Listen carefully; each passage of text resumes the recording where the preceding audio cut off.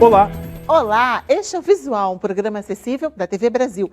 E só aqui os surdos acompanham as notícias em Libras. Acompanhe o nosso programa também pelo facebook.com/Visual TV Brasil. Direto do Rio de Janeiro, o Visual começa agora.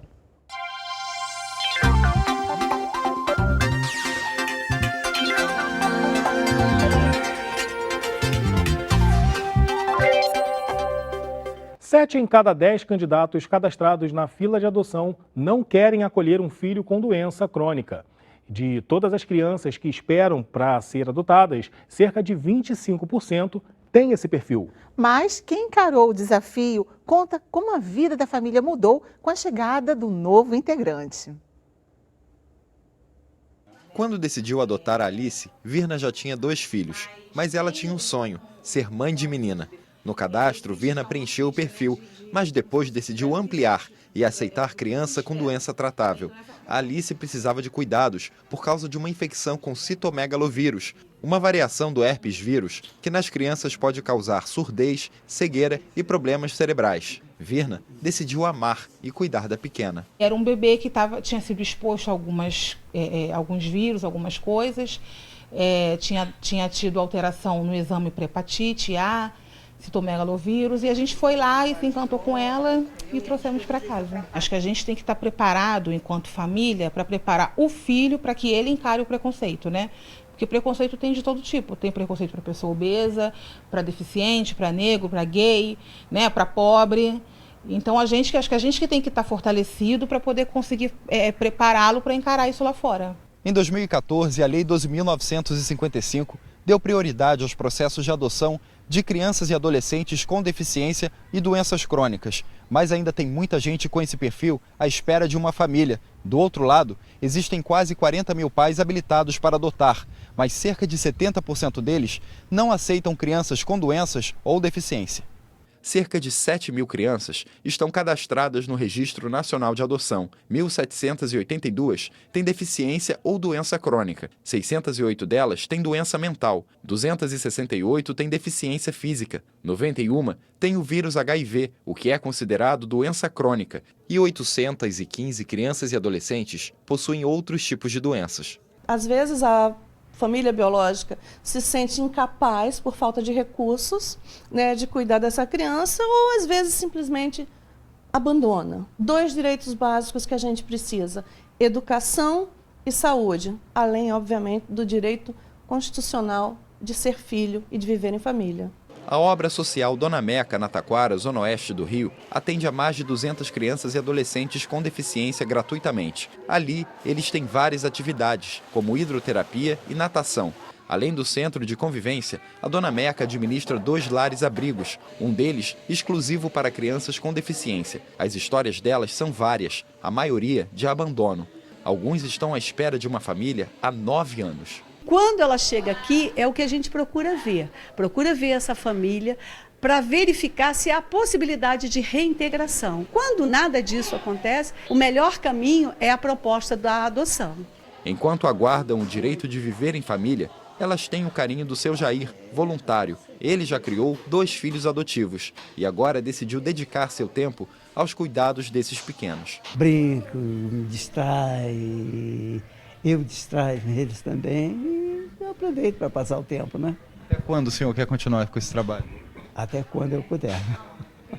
Quanto eu puder, estarei aqui fazendo isso.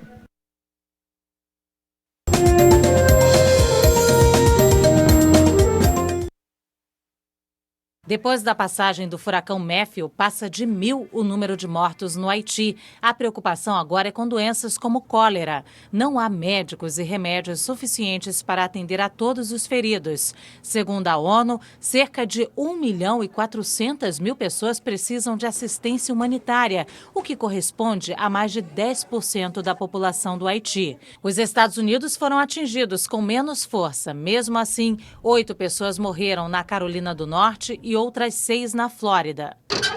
Em seu encontro semanal com fiéis, o Papa Francisco defendeu o cessar-fogo imediato na Síria e pediu que as lideranças envolvidas no conflito poupem os civis, especialmente as crianças. Esta semana, imagens impressionantes mostraram a destruição da maior cidade do país. Só restaram ruínas em um dos bairros da cidade de Alepo, ocupada por rebeldes e bombardeada pelas tropas do governo sírio com o apoio da Rússia.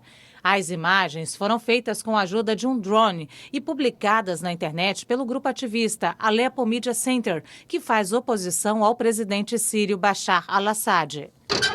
Já no fim de semana, o Papa Francisco anunciou 13 novos cardeais de 5 continentes de 11 países, entre eles um brasileiro. Dom Sérgio da Rocha tem 56 anos e é arcebispo de Brasília. Apenas 3 são europeus. A diversidade na escolha dos cardeais foi vista como mais uma medida do Papa Francisco para descentralizar a igreja.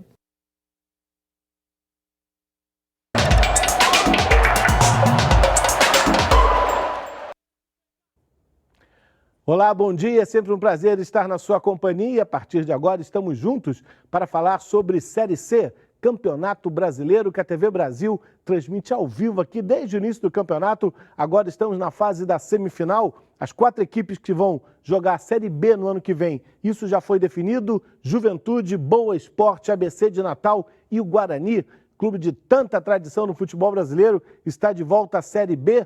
Essa era a primeira missão. O primeiro objetivo era conseguir o acesso. Essas equipes já conseguiram, agora partem para o segundo objetivo, que é o título da Série C, né? No sábado, às 6h30 da noite, com transmissão da TV Brasil, o Juventude enfrenta o Boa Esporte, lá de Varginha. O primeiro jogo acontece em Caxias do Sul. Juventude que passou por uma quarta de final muito difícil contra o Fortaleza. Fortaleza, que é uma das equipes que fez o melhor fase de grupos, Juventude conseguiu passar. E agora pega o Boa Esporte. O Boa Esporte está 12 jogos invicto, né? Nas quartas de final, eliminou o Botafogo da Paraíba. Nos últimos 7 jogos, o Boa Esporte levou apenas 1 gol. Olha só que jogo bom que vai ser nesse sábado. Juventude vem de uma quarta de final eliminando o Fortaleza, também uma fase muito difícil. E o Boa Esporte, com esse retrospecto aí de invencibilidade, é um jogo completamente imprevisível. O Boa Esporte leva uma pequena vantagem, porque o segundo jogo acontece lá em Varginha. E aí já decide quem vai para a final, sabendo o resultado que precisa fazer. Juventude precisa vencer em Caxias do Sul para ter esperança de ir para a final. No domingo, às 9 da noite, tem a segunda partida, ABC de Natal e o Guarani, também com transmissão ao vivo aqui pela TV Brasil. O Guarani foi o time, lá na fase de grupos, que fez a melhor campanha, melhor pontuação, ataque positivo, defesa pouco vazada, enfim, o ABC de Natal vai ter que se superar muito. E o Guarani também leva a vantagem de decidir essa semifinal lá em São Paulo. Ou seja, no final de semana de Série C, repleto de emoção, imprevisível, não dá para arriscar nessa semifinal. Eu gosto de arriscar aqui quem vai passar de fase, mas dessa vez fica muito difícil. Eu vou esperar esses primeiros jogos, os jogos de ida, no jogo da rodada de volta, a gente pode arriscar um palpite. Te espero então no final de semana, Série C ao vivo aqui na TV Brasil. Até a próxima. Tchau. Vamos conhecer agora um projeto que está transformando a realidade de 120 famílias do subúrbio de Salvador, com a construção de casas populares de madeira.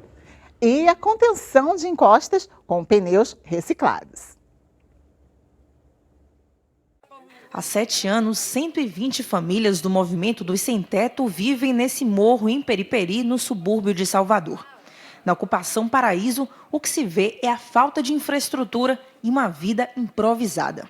Mas há 1 ano e meio, o projeto Somar, iniciativa do curso de Arquitetura e Urbanismo de uma faculdade particular, abraçou essa comunidade. A gente fez um primeiro grande momento, que foi um levantamento também das demandas, de entrevista, de porta em porta, articulando vários cursos, né? E nesse processo, especificamente, o curso de serviço social foi muito importante, né? Para a gente ter um mapeamento de quais eram as demandas, os principais problemas apontados no olhar da própria comunidade. Para melhorar as condições de moradia das famílias, eles criaram um protótipo chamado de casa emergencial, já que os moradores não têm a posse definitiva dos terrenos. Foram utilizados materiais de baixo custo e sobras de construção civil. Uma casa emergencial como essa sai por cerca de R$500. A ideia é que a construção das novas moradias e os custos sejam compartilhados com apoiadores e com a própria comunidade. As famílias daqui, muitas estão desempregadas, muitas vezes não tem nem o que comer, entendeu? E aí imagine, ou bem você compra madeirite, ou bem você compra comida. Mais de 50 voluntários estão envolvidos no projeto. A gente percebeu as demandas que eles tinham e o quão seria importante aliar o conhecimento acadêmico mais com esse lado humano. O desabamento de terra também é uma preocupação. Para conter as encostas, pneus estão sendo usados. E para aproveitar esses locais, hortas verticais. Por aqui já tem boldo, coentro, cebolinha, hortelã, tudo isso no fundo do barraco de Seu Cacau e Dona Sônia. A primeira casa emergencial a ser construída na comunidade será a do casal. Mas já não é uma casa linda, né? Como? Me conta. Pelo que os meninos mostrou, desenho, tudo. Vai ser uma casa bonita.